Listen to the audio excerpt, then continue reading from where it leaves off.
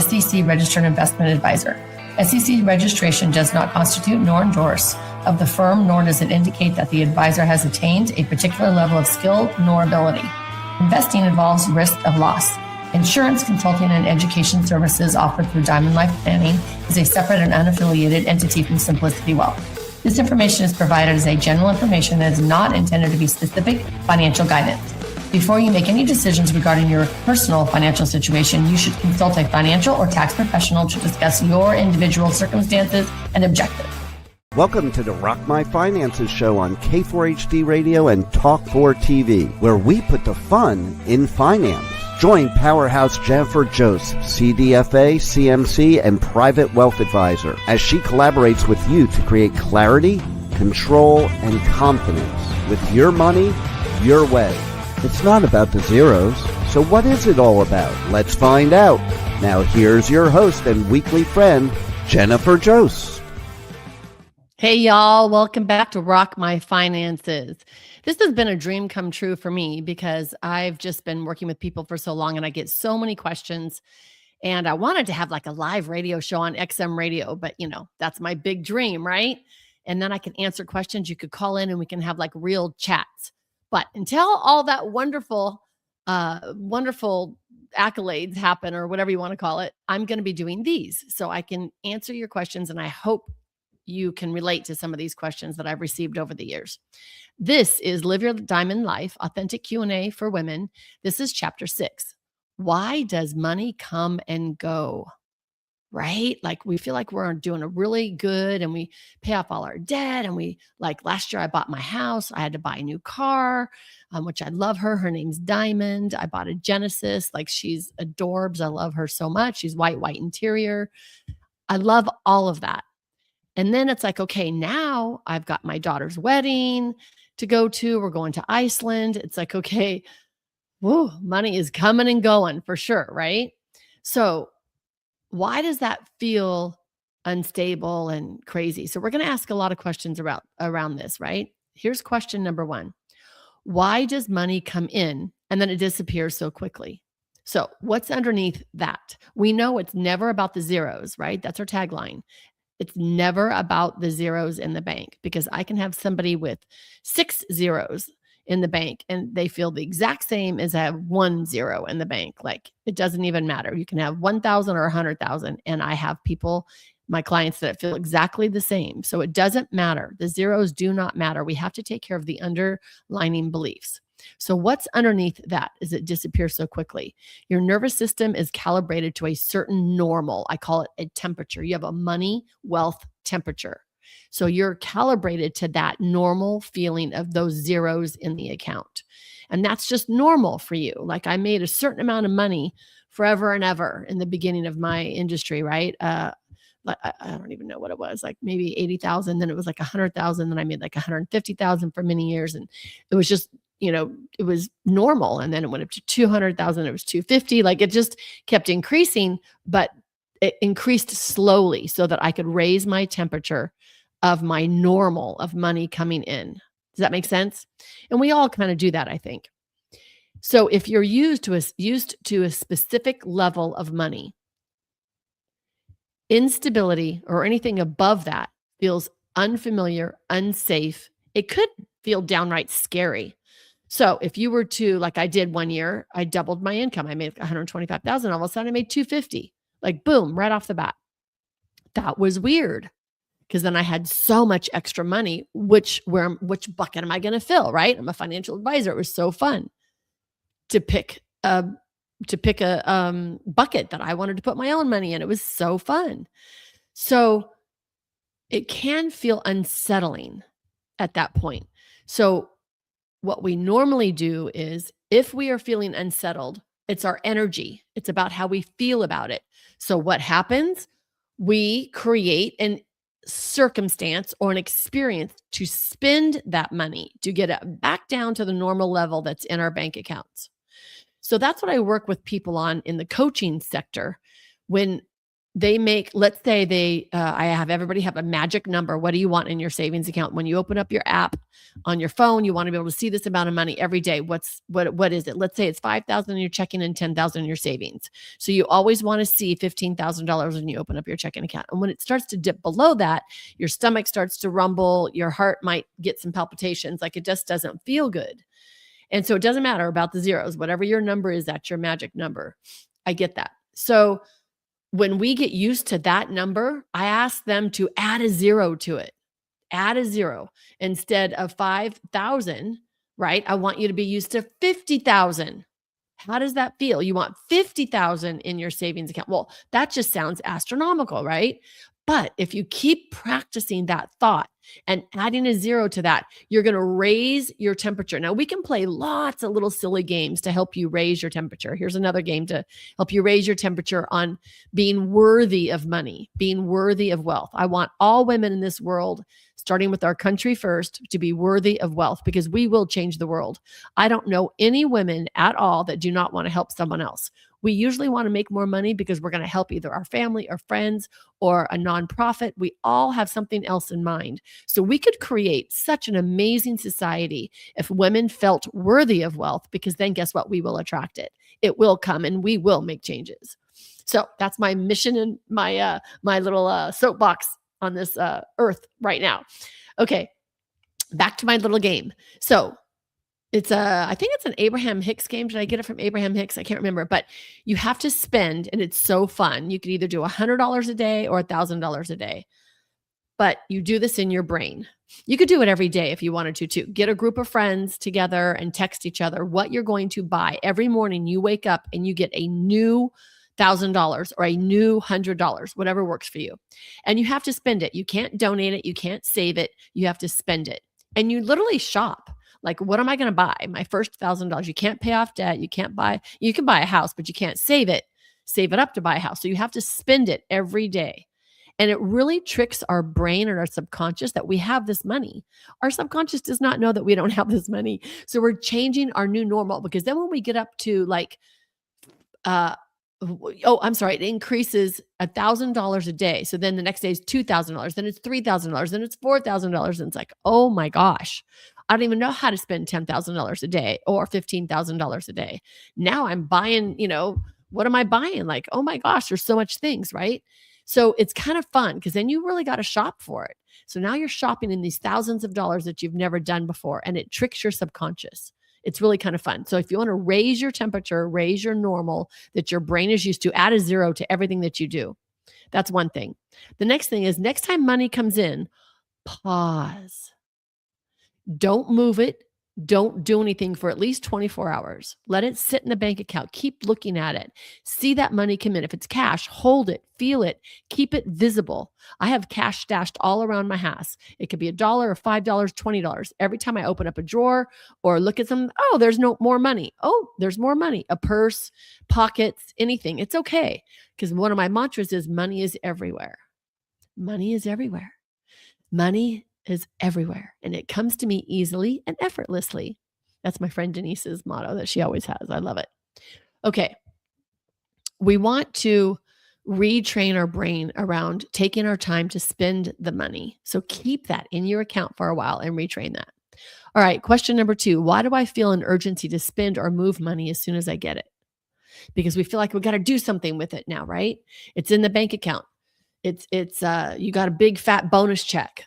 Or you got married and now you got a dual income. It could be anything. The urgency is often tied to past instability. If money didn't feel consistent growing up, then your system learned, use it now before it's gone. This creates a subtle panic response. So even when there's no actual threat at all and has nothing to do with your childhood, you could still feel that. So we want to calm our nervous system down. We want this money to be allowed to stay, because most of us want more savings. I think almost every person I ever meet always wants to increase their savings. So we want to say, this money is allowed to stay. Take a breath, put our hand on our heart, put our hand on our chest. When we're teaching our system, there's no emergency. Everything is fine. I said in my last chapter, I go out and touch the soil every morning. It could be the sunset. You could see the sunset every night and say, everything is fine. This money is allowed to stay. Then the next step would be, my money makes money while I sleep. So even if it's in a money market making 0.01%, or like I have a great money market right now, whatever it might be, right? Our interest rates always change. So even if it's in something simple, making a little bit of money, it's still making money. So you can still say your mantra, my money makes money while I sleep.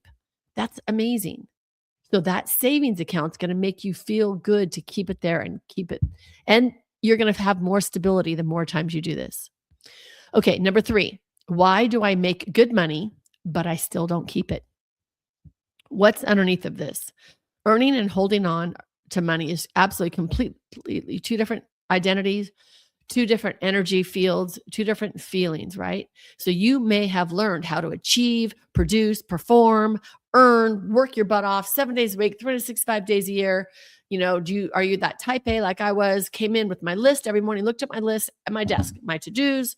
When I didn't finish those, that's my to-dos for tomorrow. Like, I am regimented, I'm rigid, and nothing gets in the way of my schedule. This is this, and I'm going to do this, this, and this. I'm going to make 10 calls before 10.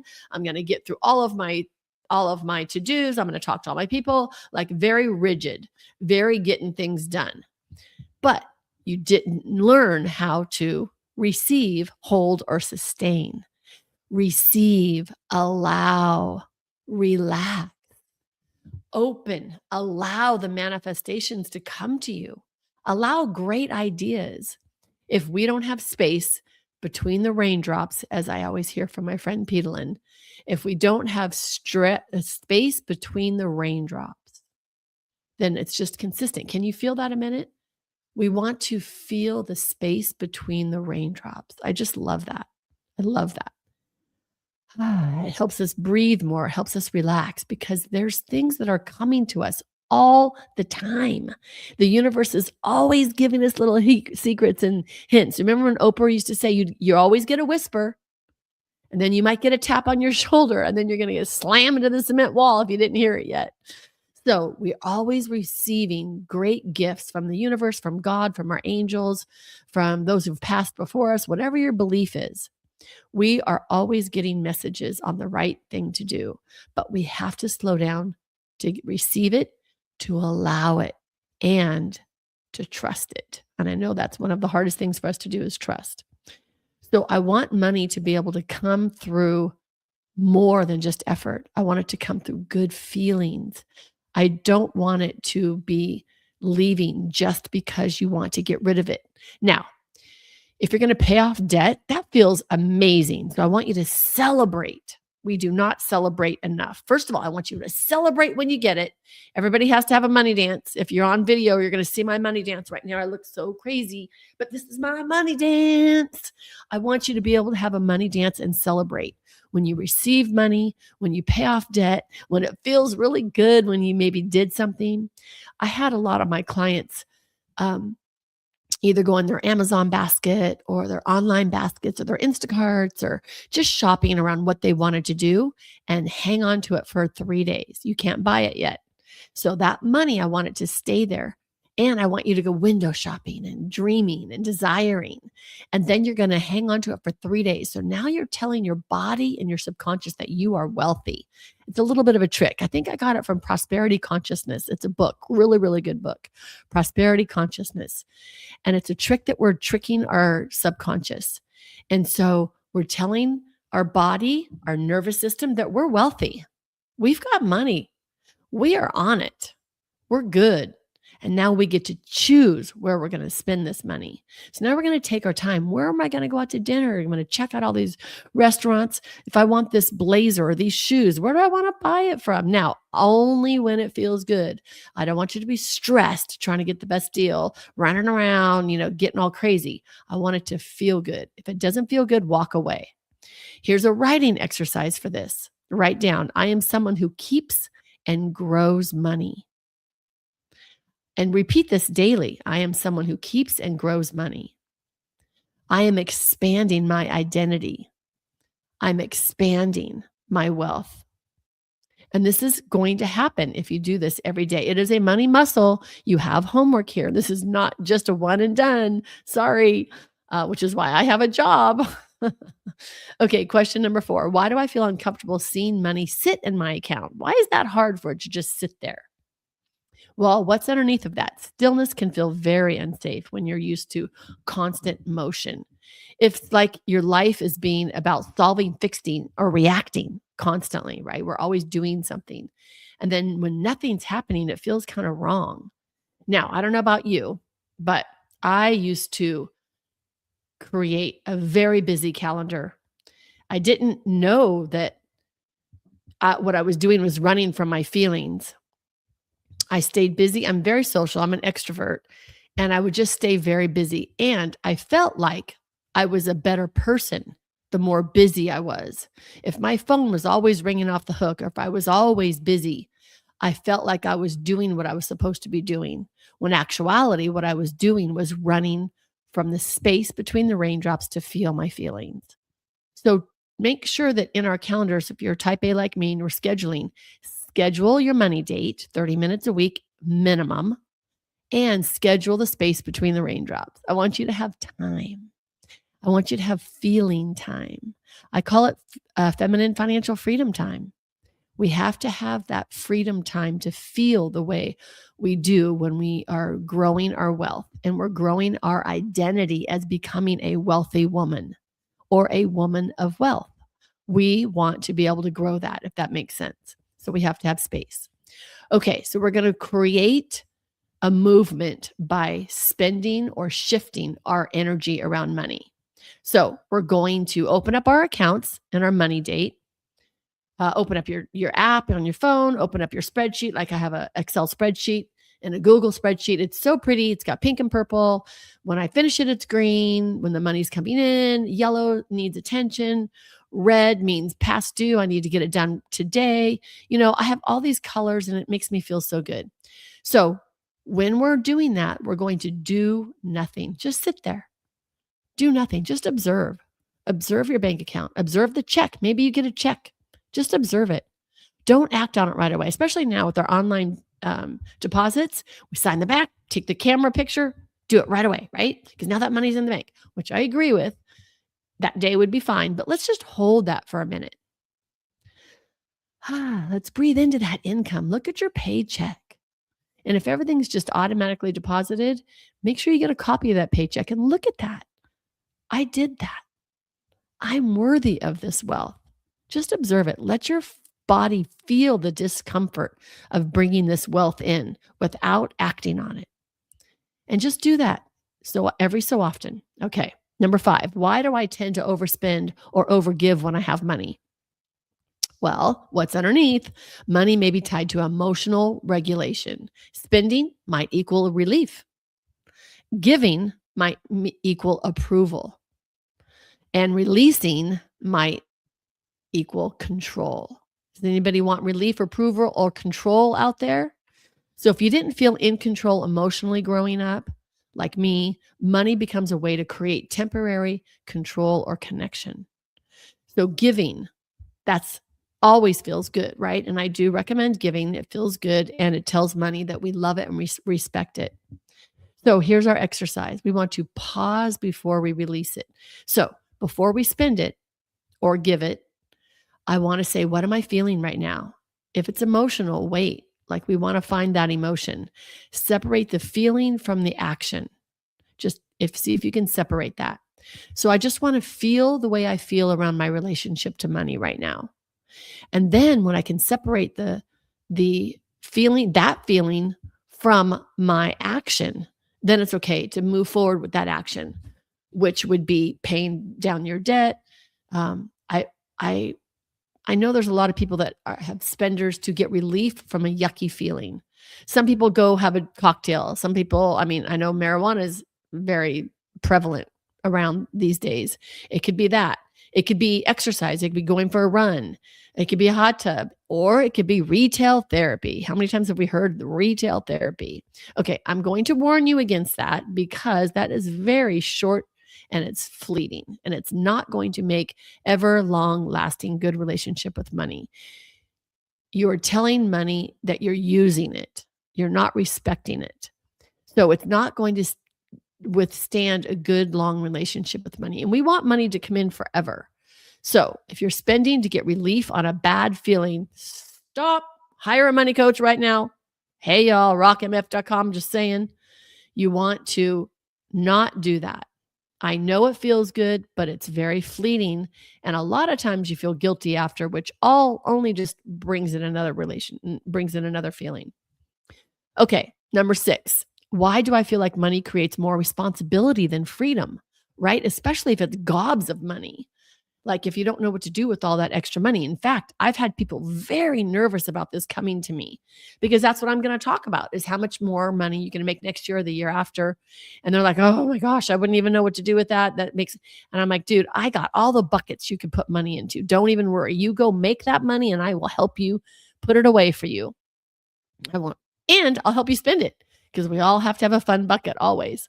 So what's underneath of money creates more responsibility than freedom? Well, if you were taught that money comes from pressure, stress, obligation, then more money is going to feel like a burden, right?